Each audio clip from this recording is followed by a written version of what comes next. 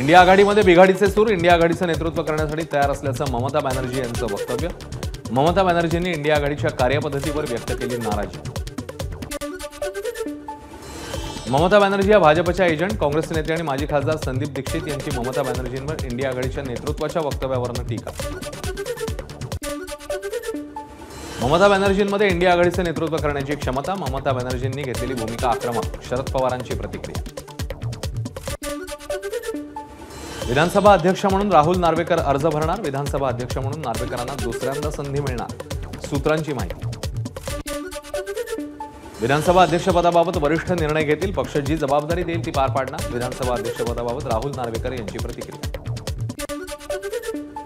आज 173 आमदारांनी घेतली आमदारकीची शपथ, विधानसभेचं कामकाज स्थगित झाल्यानं उर्वरित शपथविधी उद्या होणार। मुख्यमंत्री देवेंद्र फडणवीसांची विधिमंडळ सदस्यत्वाची शपथ, नागपूर दक्षिण पश्चिम मधून देवेंद्र फडणवीस आमदार म्हणून विजयी। उपमुख्यमंत्री एकनाथ शिंदेंनी घेतली आमदारकीची शपथ, कोपरी 5 पाखाडीतनं केदार दिघेंचा पराभव करून शिंदे विजयी। सलग 6व्यांदा उपमुख्यमंत्री पदाची शपथ घेणाऱ्या अजित पवारांनीही घेतली आमदारकीची शपथ, बारामतीत युगेंद्र पवारांचा पराभव करत अजित पवार पुन्हा एकदा आमदार।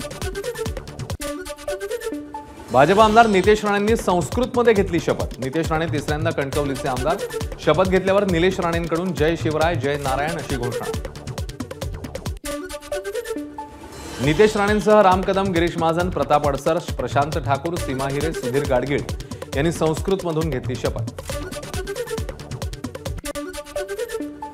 श्रीजया चव्हाण यांनी घेतली आमदारकीची शपथ, श्रीजया चव्हाण या चव्हाण कुटुंबातल्या चौथ्या आमदार।